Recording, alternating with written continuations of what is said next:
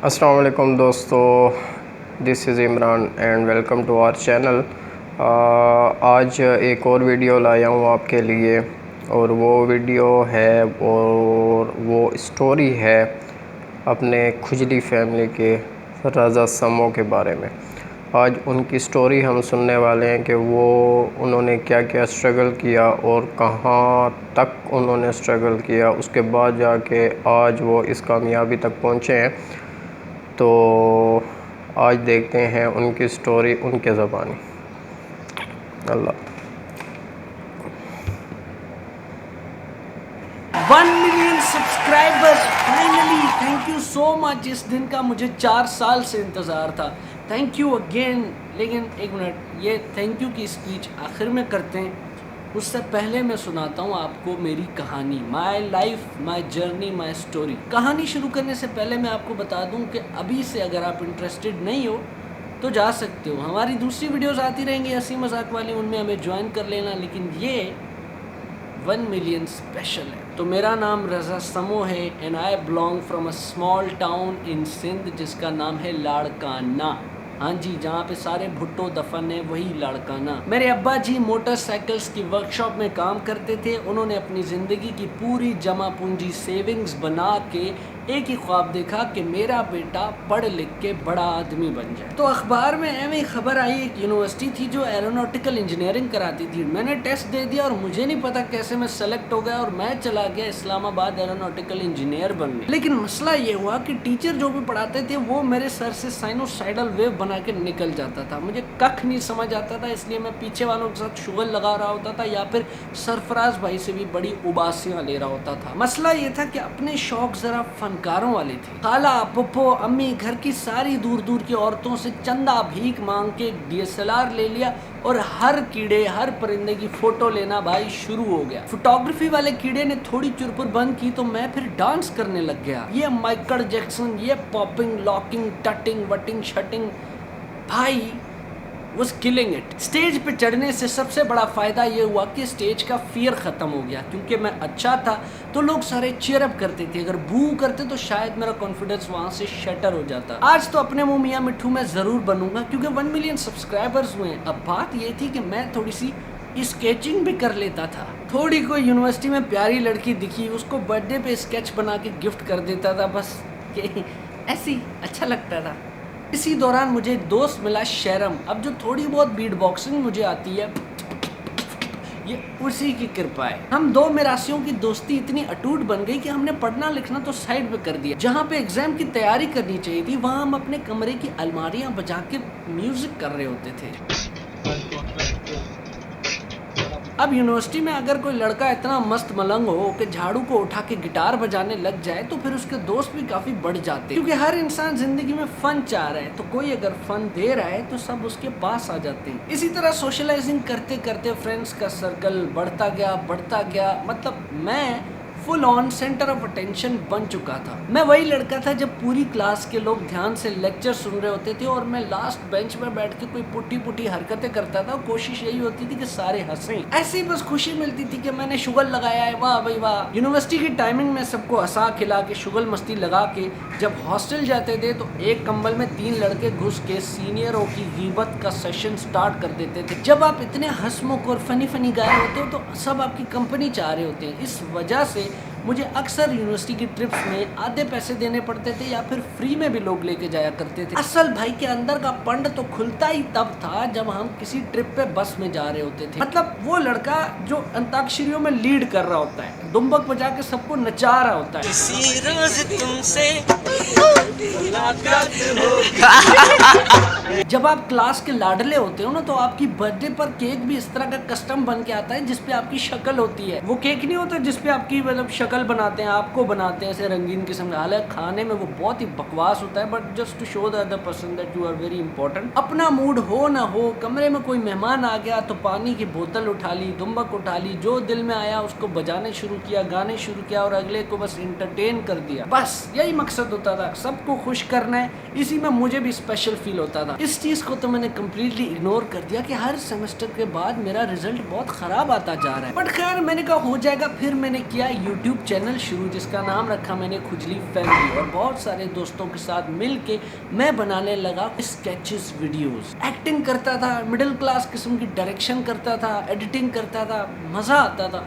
ये सब करने के बाद कौन प्लाज्मा फिजिक्स पढ़ता है। चल चल के जब 7वां सेमेस्टर आया तो GPA 2.0 से भी नीचे गिर गया और यूनिवर्सिटी ने बोला कि भाई अपना बोरिया बिस्तर बांधो और निकलो यहाँ से। मेरा नेचुरल रिएक्शन यही था कि ये कैसे हो सकता है। 3.5 साल है मेरी ज़िंदगी के, वो ज़ाया नहीं हो सकती।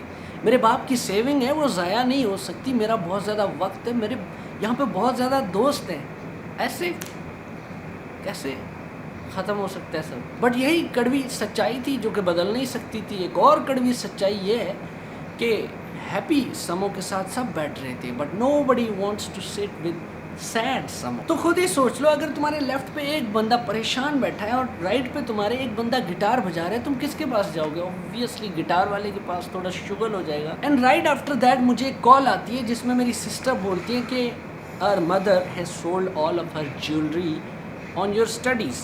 तो वो भी चली गई पानी में। Now my mother loves gold. मैं ये नहीं कह रहा कि my mother is a gold digger, but traditional Sindh की औरतों को गोल्ड बहुत ज़्यादा प्यारा होता है। हॉस्टल से मैं अपना सामान इकट्ठा कर रहा हूँ निकलने के लिए, और मुझे ये पता है कि मेरे सारे उन दोस्तों के सामान अंदर ही पड़े हैं, वो वहीं रहेंगे, लेकिन मैं निकल जाऊँगा। तो कहीं ना कहीं मुझे एक दुल्हन की रुखसती का दर्द मालूम है। अब घर पे तो मुंह अपना मैं दिखा नहीं सकता था, तो मैंने उधार लेके एक फ्लैट ले लिया। पैसे वैसे पास कोई थे नहीं, और उस फ्लैट के नीचे एक बाबा चने लगाता था। बाबे ने कहा कि बेटा बहुत हो गया तुझे उधार पे मैंने बहुत चने खिला दिए, तो अगर आज भी तेरे पास पैसे नहीं तो आई एम सॉरी, नहीं हो सकता। क्योंकि मैं खुद एक खुददार आदमी हूँ, तो मैंने कहा ठीक है चाचा जी ना दे। मैं मार्ट चला गया और वहाँ से मैंने लिए 2 टैंक के साशे। घर आए और 1.5 लीटर की पानी की बोतल में टैप वाटर डाल के साशे टैंक के डाल के I survived 2 days on that bottle। 2 freaking days on 1.5 litre tank की बोतल। गर्मियों में सुबह सुबह जब यहाँ से मुंह जलता था तो पता चलता था कि अच्छा सुबह हो गई, ये 6 बज गए। चूंटियों की कतार रिंग के चली जाती थी, तब तो आदत सी हो गई थी, मुझे भी अच्छा लगने लग गया था। खैर प्रॉब्लम्स बढ़ते गए, मसले का हल कोई नहीं, सोल्यूशन नहीं तो और क्या हो सकता है? एस्केप। और बेस्ट एस्केप क्या होता है? ड्रग्स। मुझे बताने में कोई शर्म नहीं है कि मैं हशीश का एडिक्ट था। अब हशीश को उर्दू का वर्ड बहुत ही बुरा है तो मैं यूज़ नहीं कर रहा। हैश ने मुझे इस कदर बर्बाद कर दिया कि मैं मिस्र की मम्मियों की तरह दिखने लग गया। फुल स्टॉप लगा दिया। मैं कहा पीछे आओ सर जी, घर चले जाते हैं, एटलीस्ट खाना तो मिलेगा। ऊपर से हैश के बाद इतनी भूख लगती है। घर पे बैठ के मैंने की कुत्तों की तरह NCA की तैयारी। आर्ट्स कॉलेज में भाई ने सोचा कि अगर एडमिशन हो गया तो मैं अपनी जिंदगी को चमका दूंगा। 8 महीने अपने आप को एक कमरे में बंद करके चारों तरफ मैंने मोटिवेशनल कोट्स लगा दिए। कुत्ते वाली तैयारी करने के बाद NCA का टेस्ट क्लियर कर दिया और इंटरव्यू में लुढ़क गए, फेल हो गए, रिजेक्ट हो गए। बस अब वही करना है जिसमें खुशी मिलती है। किधर है नशा, कहाँ है अपना? और तब से शुरू हुआ darkest era of my life, because I started using crystal meth. Crystal meth is also called methamphetamine. World के सबसे डेडलीस्ट ड्रग्स में ये 6ठे नंबर पे आता है, जिसका मैं प्रॉपर 2 महीनों से एडिक्ट बन चुका था। क्रिस्टल मैथ एक ऐसा ड्रग था जो वर्ल्ड वॉर में सोल्जर्स को दिया जाता था ताकि उनको नींद ना आए, और जितना नींद नहीं आती उतनी आपकी सेहत खराब होती जाती है। I started using hash, crystal meth and consuming alcohol all at once. मैं ये सब अपने दोस्तों के साथ करता रहा और अचानक उनमें से एक दोस्त की डेथ हो गई, और उस इवेंट ने मेरा दिमाग कर दिया। अभी मैं बिल्कुल क्लियर हूँ, but coming back from all that shit was really difficult. वो 2 पल की खुशी के लिए भाग रहे होते और पीछे आपके मसले हल नहीं हो रहे होते, बल्कि बढ़ते जाते हैं। इसकी खूबसूरत मिसाल मैं ये देता हूँ कि जैसे आप ऑफिस नहीं जाते, लेकिन पीछे आपके ऑफिस में हर रोज कोई बंदा नई परेशानी की फाइल रखता जा रहा है। जब आप वापस आओगे तो देखोगे मैं तो छुट्टियों पे था, अब तो और ज्यादा काम हो गया। अब ये सब मेरी जिंदगी के साथ चल रहा है, और अचानक मुझे एक कॉल आ जाती है मेरे घर से, और वो ये बोलते हैं कि we are facing death threats। I don't know, somehow my family got into a fight with some वडेरे का बेटा जो कि बहुत पावरफुल था, तो हमें लाइक वो हिजरत बहुत ज़्यादा ज़रूरी हो गई थी। अरे भाई इधर डिग्री चली गई, रिजेक्ट हो गए, भूख लगी, अब फैमिली भी खतरे में, सब कुछ दिमाग में शट डाउन करके मैं अपने फ्लैट की तरफ जा रहा हूँ। फिरदौस मार्केट से गुजर रहा हूँ, लेफ्ट राइट पे खाने बन रहे हैं और मेरी कोशिश है कि न लेफ्ट देखना है न राइट देखना है और सूंघना भी नहीं है। जिस घड़ी में फ्लैट पे पहुंचा, आई close the door and I cried like a fricking baby. और जैसे ही होश संभाला तब सोचा कि भाई कुछ करना पड़ेगा, अपने पास एक ही चीज रह गई है और वो है मेरा यूट्यूब चैनल। कुछ करना पड़ेगा, कुछ अकेले बनाना पड़ेगा। जैसे ऑसम स्पीक्स शुरू में ऑडियो में अपनी क्लिप्स बनाता रहा, जून जुलाई की तपती गर्मी में नीचे बैठ के पंखा बंद करके रिकॉर्डिंग करता रहा। रिश्ता नहीं आता उस मुल्क के गानों में, ये फेयर एंड लवली का ब्रांड भी घुसेड़ दो। और साथ में मेरी आहिस्ता आहिस्ता हसीब के साथ भी दोस्ती बन गई। हसीब को मैंने अपना डिपार्टमेंट दे दिया कि भाई तू स्पॉन्सर संभाल और अगर मुझसे कुछ सीखने को तुझे मिलता है तो अपना चैनल भी स्टार्ट कर दे। And he did that, it's a good step. और चलते ही चलते हमारे 1 लाख सब्सक्राइबर्स हो गए और सिल्वर प्ले बटन आ गया। उसी 1 लाख की खुशी में पहला फेस कैम किया जिसमें आप क्लियरली बहुत ज्यादा गंदा किस्म का बदबूदार पसीना मेरे मुंह पे देख सकते हो। एक पाथ तो मिल गया था लेकिन ये स्ट्रगल वाले रास्ते में कांटे बड़े थे। वो कांटों पे चलते चलते मैंने अपनी फैमिली को यहाँ पे शिफ्ट कर दिया, उनको घर लेके दिया, उनको गाड़ी लेके दी। But I am not bragging about the गाड़ी एंड द घर। The point is that you must not give up. So thank you. आपने सिर्फ वीडियो को व्यूज नहीं दिए, you have saved someone's life. ये थैंक यू मेरी तरफ से नहीं है, this is all from my family members. So thank you so much for 1 million subscribers. Keep supporting me and if this video somehow motivates you तो अपने सारे दोस्तों के साथ भी शेयर करो। थैंक यू, अल्लाह हाफिज़। मिलते हैं अब एक रेगुलर वीडियो में।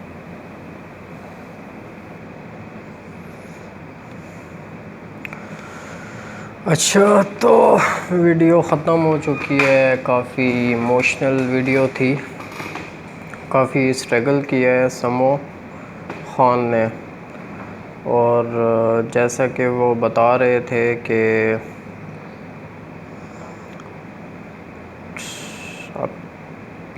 काफ़ी ज़्यादा स्ट्रगल किया है उन्होंने और उनकी सिचुएशन काफ़ी हार्ड हो चुकी थी। और जब उन्होंने अपने आप को संभाला है तो आपने देखा कि उन्होंने माशाल्लाह से एक घर भी ले लिया और एक गाड़ी भी ले ली और काफ़ी अच्छी पोजीशन पे है अभी। तो ये एक सबसे बड़ा मैसेज है हर इंसान के लिए कि इंसान को हिम्मत नहीं हारनी चाहिए, बस अपने पे यकीन रखना चाहिए और आगे बढ़ता जाए और इंशाल्लाह कामयाबी उसको मिल ही जाएगी।